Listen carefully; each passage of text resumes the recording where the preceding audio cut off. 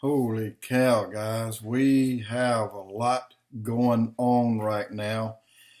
And I don't know if you can tell it, I'm a little bit on the excited side, but let me try to hit my high points here.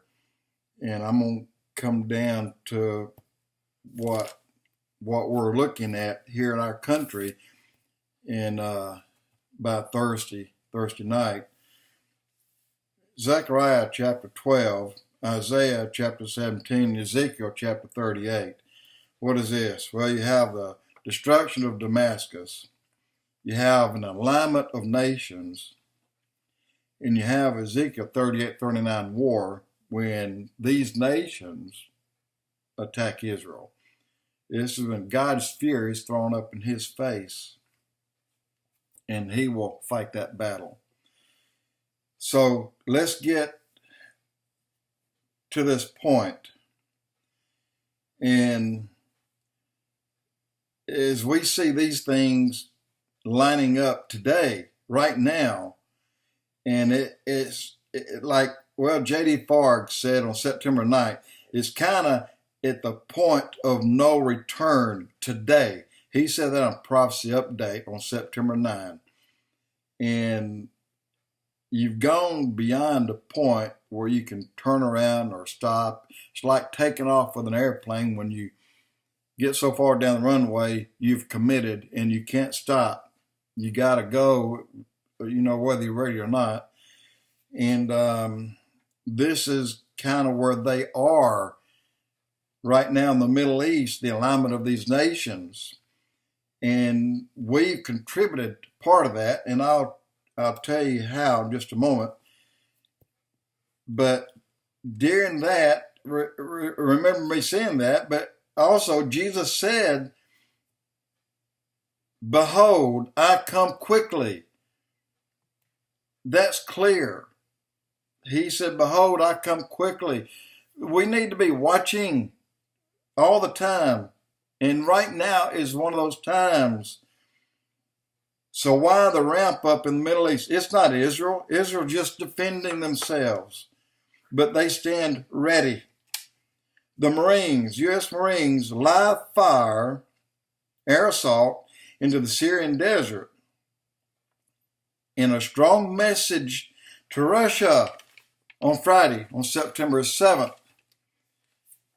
And on the 8th, Russia, Turkey, and Iran failed to agree on a ceasefire for a Syrian province, Idlib, which this is a seaport town, and it is to the northwest of Damascus.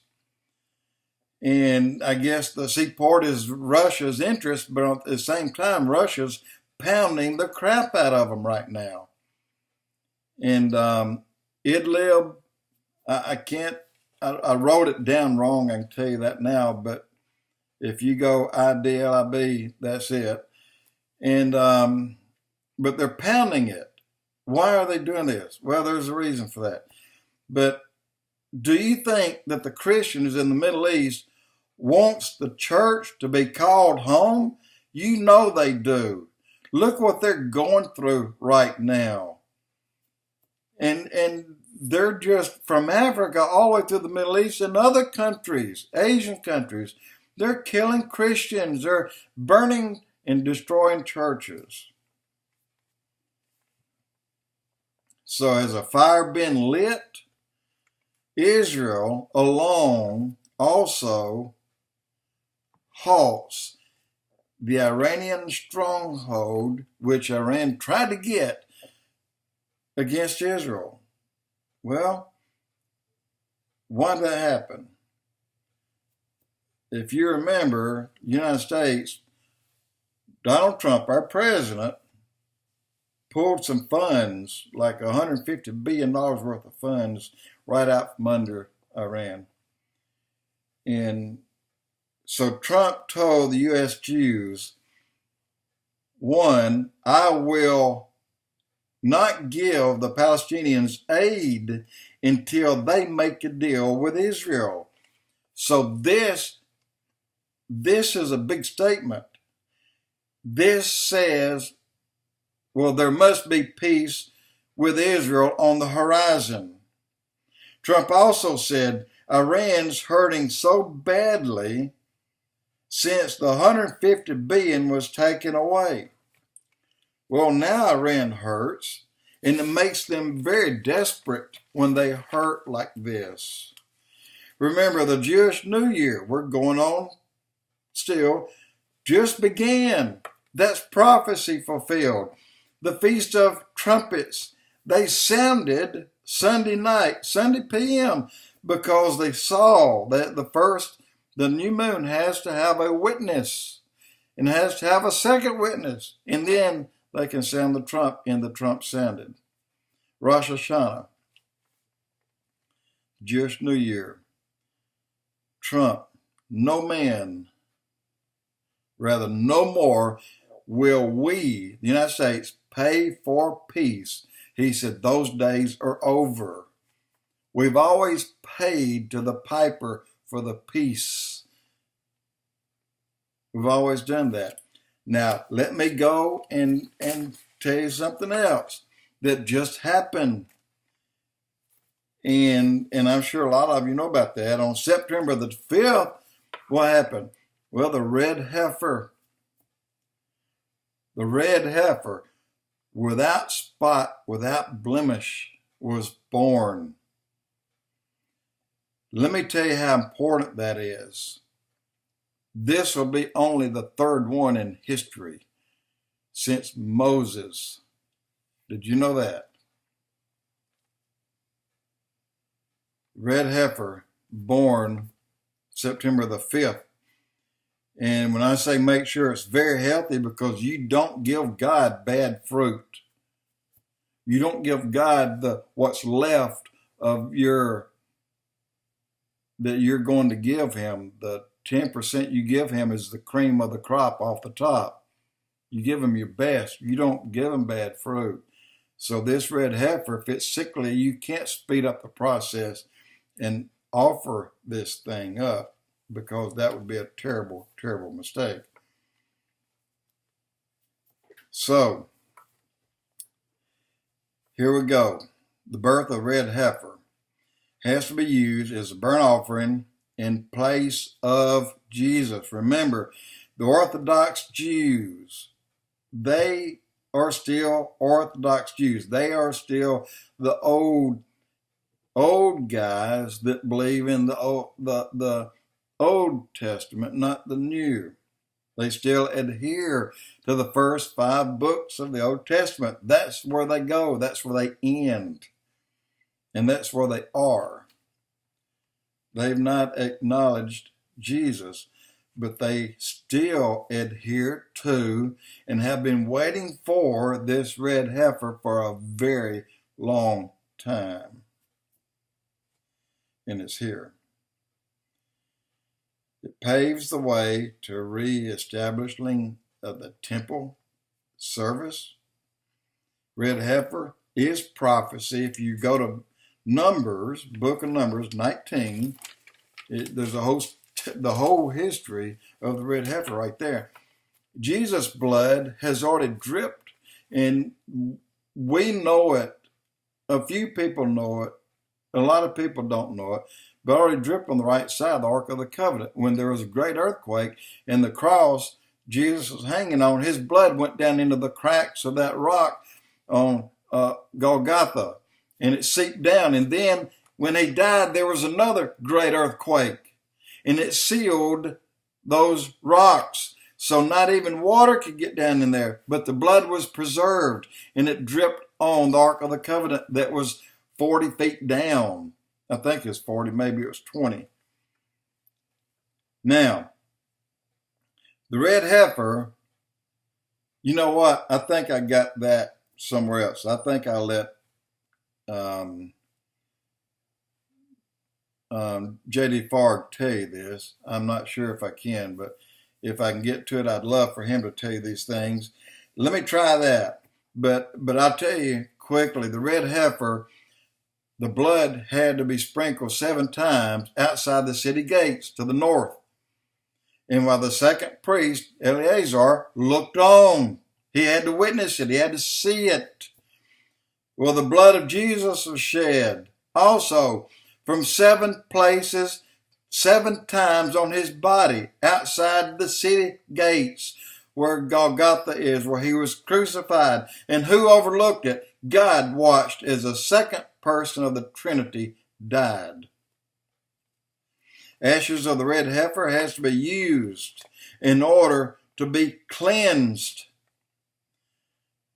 To us, Christians, Jesus' blood has to be used for us to be cleansed. And we know that. And that's why we go to John 3:16. Let me let you hear J.D. Farg, and he'll tell you some more that's going to raise the hair up on the back of your head. So here we go. Fascinating. So the red heifer had to be without spot or blemish, just as Jesus was without the spot of sin or blemish. The red heifer had to be slaughtered outside the horse gate or Damascus gate, which was located north, just as Jesus had been crucified outside the horse gate to the north of the city at Calvary, also known as Golgotha. The red heifer had to be put to death while Eleazar, the second priest, looked on. Very specific. Just as Jesus, the second person of the Trinity, was put to death while God the Father looked on. And the red heifer, this is interesting, had to have its blood sprinkled 7 times. Just as Jesus had his blood shed 7 times and in 7 different places. Both of his feet, both of his wrists, that's 4. His back when he was whipped, that's 5. The crown of thorns on his head, that's 6. And then when they pierced his side and blood and water came out, that was 7. What's the number 7 significant and symbolizing? The number of completion. It is completed. It is finished. Very specific. And Jesus fulfilled that. Then they had to take the ashes of that red heifer from the death of that red heifer, and they had to use them in order to be cleansed.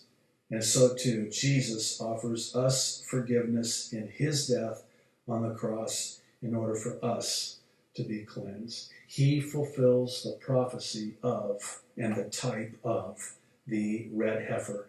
Here's the thing, and we'll try to wrap it up here. Keyword try, so just bear with me. Stay with me on this. So, what's different this time?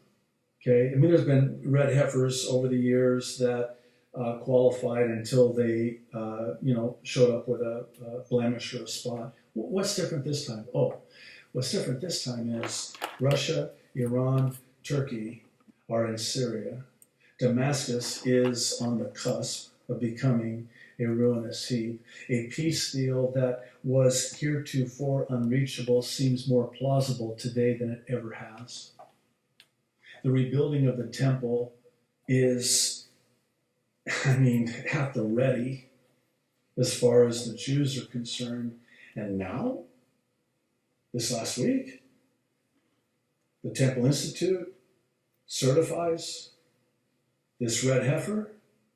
Listen, I'm certainly not a mathematician, but can I ask, what are the statistical odds of all of those factors converging, I'll use that word, converging simultaneously for such a time as this? See, 10 years ago, or even 8 years ago when we were in numbers, Russia, Iran, and Turkey were not in Syria. And we didn't have a president that dared to relocate the embassy of the United States of America to Jerusalem. And we didn't have a president of the United States of America who finally, talk about standing, stood up to the so-called Palestinians and said, do you really want peace with Israel?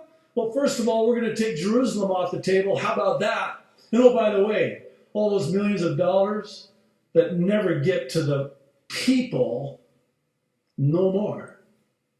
No more. Why don't you put your money where your mouth is? Nobody's ever done that before. What are you saying? What I'm saying is that we are in an environment today, politically and prophetically, that is the likes of which we have never seen before in human history. And there's a shelf life to it.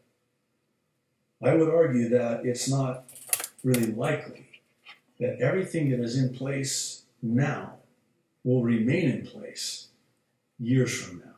It just does not seem palatable or plausible. Okay. What does all of this mean? The answer is twofold. First, for those of us who are Christians, we would do well to be watchful, to hold fast, and, if need be, and perhaps more importantly, repent. What do you mean? Well, maybe I can say it this way. This is no time to be playing church. This is no time to be a casual Christian. This is no time to play around. Again, it's not a playground we're in. We're in a battleground. Guys, we're in the battle. I tried to stop him. I'm sorry. Look, he said that, well, what I've said, we're at a point of no return. We have run far enough down the runway that to try to stop, you're going to run off the end and crash. So you're committed. You got to take off. And something really is up right now, today. And if all that is not enough, like he said, there is a shelf life to it.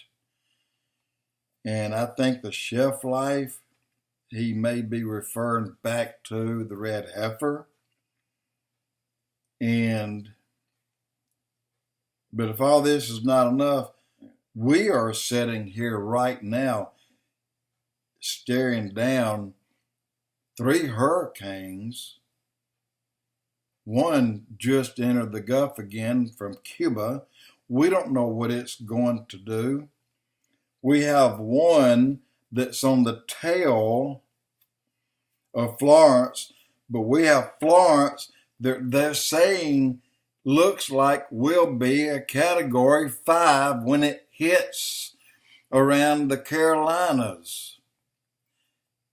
Guys, this is serious crap. This is most certainly loss of life and hundreds of billions of dollars in damage. If this thing, in fact, is a Category 5, I'm going to tell you what, the second I heard that Florence may hit, I started praying, just like I started praying the second the past hurricane hit that came ashore around Gulf Shores in Mobile, Alabama. I started praying, God, please put your hand on it and squeeze the life out of it. And I believe he did that. I believe he did, because it came on with a whimper, not with a wail, you know. And I'm praying that God will put his hand around Florence and squeeze the life out of it. We don't need this. But the world, I mean, the earthquakes that happened today and the volcanoes, unbelievable, higher numbers than we've seen in a very long time. And the things that's still going on in our country that's just crushing people. And the things that we have going in the media that won't tell you nothing except We don't like Donald Trump. Here's what he did today. They won't tell you about nothing that's going on in the Middle East. They won't tell you that the fire in California is burning all of California up. They won't tell you much about the friggin' hurricane. Trump is more important to them to mislead and misguide everyone for the upcoming November vote than the hurricane is. And with all that, it's highly, look, we could be on the threshold of go home. We could be ready and ripe for a harvest right now, today. I can say this, with all that's going on in the Middle East, with all that's going on with America, we keep getting hit with these things that's hurting. What did the Bible say about these things? It talks about the change of seasons, the weather's out of control, pestilences, in diverse places, horrible things just coming and coming and coming. They just keep on coming. And we have, just as bad as that, we have a liberal media that is hurting 150 million people in the United States, and at least 3 times that number outside the United States, all because they hate one man. I just want to tell you, be ready. Something's going to happen. And 2 weeks ago, I would have told you, hang on, we're not going anywhere for a number of years. Trump's going to live out his 6 years, and we're going to see North Korea blossom like a rose out there in that desert they've been in for 70 years. Well, you know what? God can change his mind. And we need to be prepared if he does. And pray that God will put his hand and squash the life out of this Hurricane Florence. Pray that. And pray, one more thing, that Venezuela will pray every day, 2 Chronicles 7:14. If they keep doing that, then there'll be a change in that country. Jody Wolf, Expoz.